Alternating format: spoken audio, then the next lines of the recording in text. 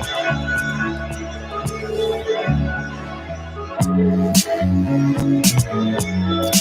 right, good morning.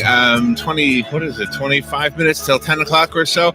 And we're going to learn about the opportunities in our community to improve our educations. The other day, yesterday was Robin's birthday, and so I went to Walmart because it's open 24 hours a day, and I got a cake, and I went to the bakery, and the lady behind the counter was talking to me, and she had worked for Publix, but they don't have an overnight shift, so she had to have an overnight shift. So now she was working in the Walmart bakery. So why am I telling you this?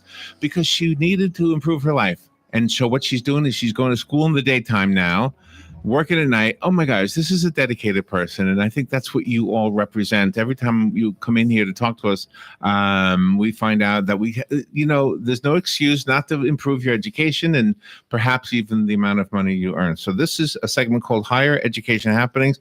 Let me kind of pivot the camera. I don't want to make you all feel self-conscious that it's focused on you two ladies over here. And Crystal, I'm going to go to you because you will know everybody. And I apologize for not remembering everybody's names. Good morning, everybody. Good morning. Good, nice to see you all. Thank you. Hey, Crystal, how you doing? Very good. What happened to Mike? Well, Mike is now a full-time faculty at another college. So he has left this partnership, but still in the community. So I'm sure you'll hear from him. Oh, okay. He'll share his fabulous travel stories with us. But today we are here to talk about business and IT programs, and we have some great partners here. So we'll start on the end and let everybody do their introductions. And we had a little changing of the guard. There's some new folks, and some of us work for new folks. And all kinds of You things. changed the guard or whatever, right? I did. Yeah. I was formerly with the University of Central Florida. Now I'm with Webster, but we have some fabulous UCF folks here, some of my former colleagues. So we'll start down at the end with Dr. Tanya Armstrong. Hi, good morning. Dr. Tanya Armstrong. I'm the Regional Director for the UCF Ocala Center here, as well as our Leesburg and Ocala centers. Nice to meet you, Doctor. Thank you for the card. It makes it easier. I'm sorry? Hi, my name is Christine Klein. I work with the University of Central Florida as a success coach. Oh, I need a success coach. Yeah. All right. Very good. And sir, I'm sorry? My name is Dr. Rob Wolf. I'm the Dean of Business Technology and Career and Technical Education at the College of Central Florida. Doctor, thank you. And we have met, so thank you for coming in. Good morning. I'm Corey Weigel. I'm the Career Pathways Coordinator for the College of Central Florida. Okay, Corey, thank you. And of course, Crystal. I'm Crystal Flynn. I'm the new Recruitment Coordinator for the Webster University Ocala Metro Campus. Okay, very good. And Mark, I remember Mark. Yes, I'm the new Campus Director, Mark Meadows, for Webster University. Oh, okay, very good. Well, nice to meet everybody new and everybody I've met before. Tina, the invisible lady over in the corner.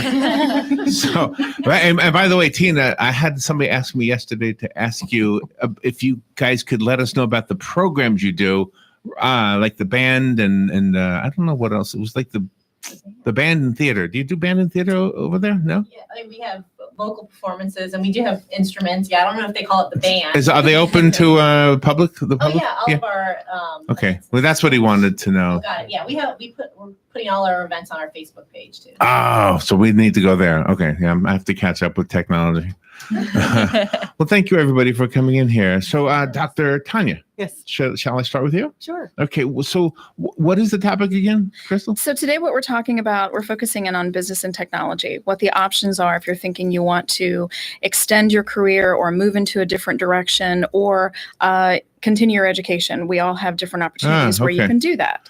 So that's kind of what we wanted to chat about today. This is exactly what this lady was doing that I was talking about earlier. She's working as a baker, obviously very skilled. The cake was really good, but she wants something else, it seems like. And so she's continuing what she knows at night, but going to school probably to improve in some way. Excellent. One of the things that we talked about actually in the green room, which is really a white room here. Yeah, it is. With Mark and I and Christine, we were talking about how students or people out in the community really should look at opportunities to improve their educational experience while they have a good paying job, rather than waiting for a recession time to look at educational opportunities or improving those. So while you have a good stable position, look at opportunities such as business or computer science, if that's a particular area that you're interested in. Right. The way the economy is now, it presents itself, Yeah. And like she said, this is the time. Don't wait until recessionary times. Yeah, To panic and, I need to update my skills. Now's a good time to do it. Yeah, we had a topic this morning, lies we tell ourselves. One of them is I'm too old for whatever. Yeah. And I'm guessing that happens as well, right? People. Oh, sure. We have students who come in, I think, to all of our offices and say something like that I thought about doing this and I put it off for a really long time. And now I think I might be Right. too old or it's too late or something like that. It's never too And late. it's absolutely never too late. There's always room for growth, whether it be personal or professional. And I think most of us at this table can probably attest to what the impact continuing higher education has done for our professional lives and our personal lives. So I think it should be a win-win all the way around for everybody. I know from you having been in before that it's a very benevolent community, the higher education community. Somebody who doesn't have enough money to go to school probably can find somebody to help them out. Am I right about that? Most of our institutions do offer foundational scholarships Yeah, available yeah. for students. UCF, one of the great things about the University of Central Florida is great statistic that I share is that 44% of our students graduate with no debt. So it's something that we really focus on to make sure that our students are not taking out unnecessary student loans and are pursuing different ways, grants or scholarships to obtain their education. All the schools in Marion County are non-residential, right? We don't have any, like the University of Florida, they live there. Oh, so dorms on campus? Yeah, that's UCF on the main campus in Orlando would, but right. Yeah. Okay. But here in Ocala, nobody lives on CF has campus. housing across the. We have housing across the street from Oh, you do? our campus that is, for the most part, it's strictly students. It's owned by our foundation, you see, but it's run by our foundation. But at the same time, it's mostly students that stay in it. But primarily, the vast majority are students that are residential here. Yeah. Talk a little bit, I don't know who wants to take this one or if everybody could, talk a little bit about the opportunities that are out there right now. On Labor Day last week, we were talking about the top 10 jobs that weren't even around 10 years ago, which is amazing, right? And so that's kind of what you can help us enter into. If we've been picking watermelons for the last 10 years, well, maybe we can do something with a computer and enter the 21st century, right? What kind of programs are out there? So maybe starting at CF? Well, yeah, I think really out of the box, if we're talking about technology, we have an AS degree, Associate in Science degree in Computer Information Technology.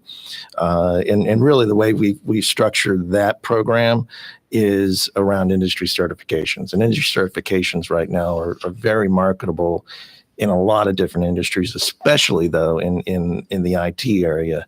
For example, our students, these industry certifications are embedded into our AS degree program. So once the students finish, they take those certifications of those particular courses that they're going through, and they can get the Network Plus network security certification, A+.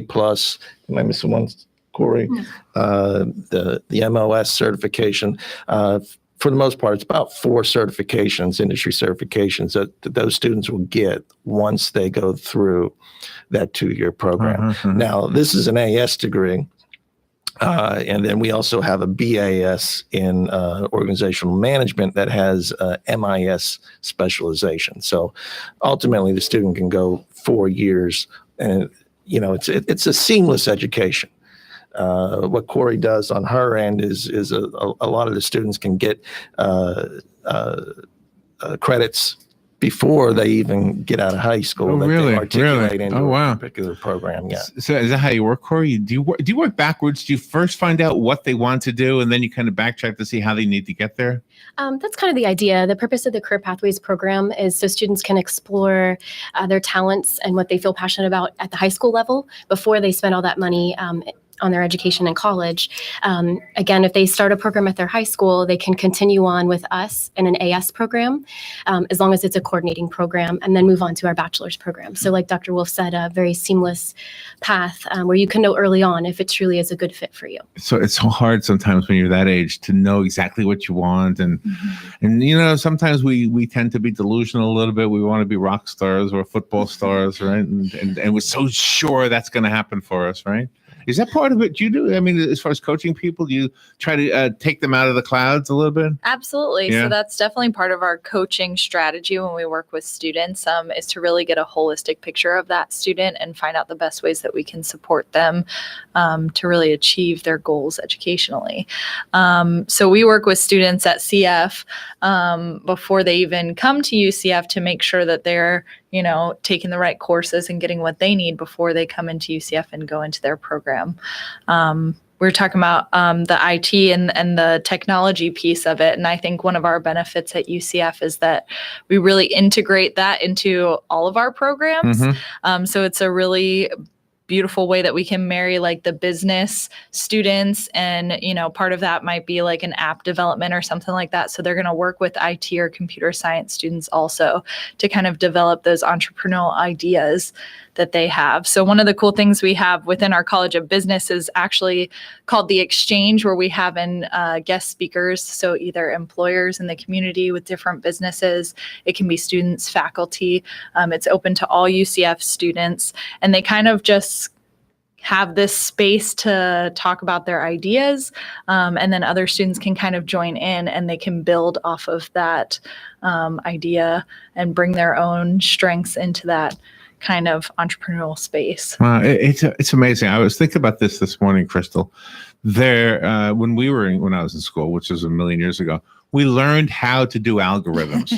The question everybody would ask is, well, when would I ever use this? Now. I know. Yep, now. I know. It's in everything. It is amazing how that actually is now needed. I don't know why we were studying it back then, because you didn't need it to figure out your checkbook. That's Right? true. Things like app development, that's a pretty outstanding way to burst into the market, especially in the business world. And for us, if you're interested in, you're already working in business and you want to move up, the MBA program that we have at Webster and other programs we have will certainly open the doors to figuring out what you want to do next. So if you're already doing something, as Dr. Armstrong and Mark mentioned earlier, if you're already in a good place, but you're thinking, what else could there be? The opportunities that we all have at the different institutions can take you to that next level, take you to that next step to figure out, even if you've known what you wanted to do since you were 12, or if a program like the Pathways program at CF kind of helped to guide you, or you had a great coach who got you in the right direction, there could be other opportunities you could explore. So, and it's never too late. Mark, as the director of the whole campus, do you have to oversee all of that? I mean, does it come directly to you as far as the path that students want to take? Well, most students that come to us have a pretty good idea where they want to go. What we offer at the master's level would be considered an educational enhancement. Something to carry to the next level. So as Crystal said, that if you're already in business and want to step up, that would take you to the next level. Does that apply also to the like the first responder classes you have over there? We have first responder and getting into with today's topic, we have cybersecurity that we offer. But yes, first responder, and I believe we have grants for those too somewhere. There's a grant for that. Yes. Seems like there's a grant for everything. Well, as you brought up before, to help the community. I know. If some way that we can get students, to a better place. If that helps, then. And we have students coming in from all different locations. We have lots of opportunities for students who are currently serving in the military as well. So if you're currently on a career path and want to enhance that, then all of the institutions here have opportunities for that as well. So the idea is that there are ways to grow.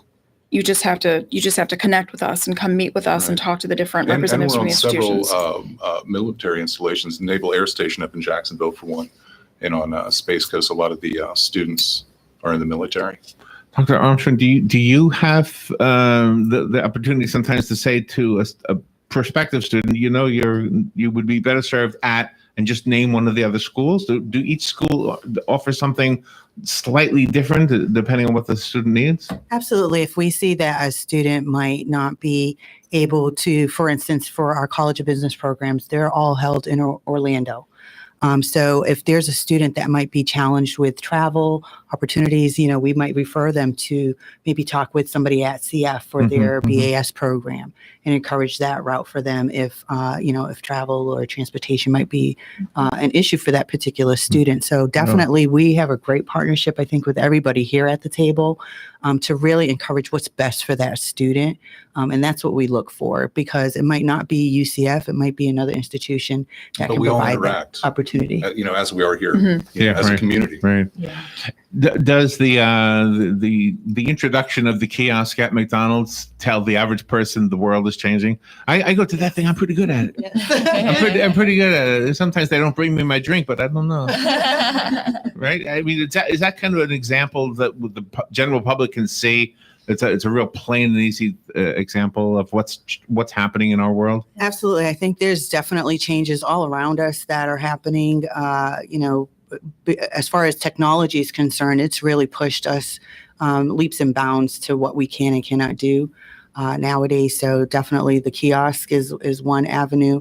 Many of us have expanded our online programming to afford those people who might be again, have difficulty with transportation to be able to still complete their degree online. It could be a veteran student that maybe they got deployed somewhere and are not able to continue, but doing an online program, they would be. I think a lot of it's about giving options to students. And I think the three institutions here sitting at the table, really, we give options to the community. They can go to CF initially out of the box. They can get their AS. They can get their AA. And they can continue on with us with the BAS, or like Tanya mentioned, they can have the choice to go to UCF and then finally get their graduate degree at Webster, and to have those options for the community right now is really, I've been in the area for 30 years and I didn't have that. When I got out of college, and so it's a great benefit to the community that we all work together to try to. And you have technology skills. You're probably in high demand somewhere in the community. And you talked about technology skills. Really, that's the foundation that we have is in our microcomputer applications course that all our AS students have to take that course. That's a requirement, and then it all builds. And you stop and think about it, just how far we've come in like 10 years. 10 years is just what was an app. Right. Right. Now that was something I took at 1 p.m. was a nap. Right. What I heard APP.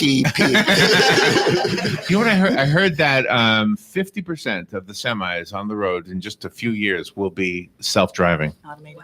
Is that? I don't know if I want to be out on the road. Is that going to be a good thing? Is that part of what will happen? Is we'll see, instead of truck drivers, you'll have people programming trucks. Maybe. Well, it might be Possibly. I know that. I think what's the new mobile Link, and what's the other one that drives around people? Oh, Uber. Uber. Yeah. They've investigated automated transportation as well. So it's something that is being investigated.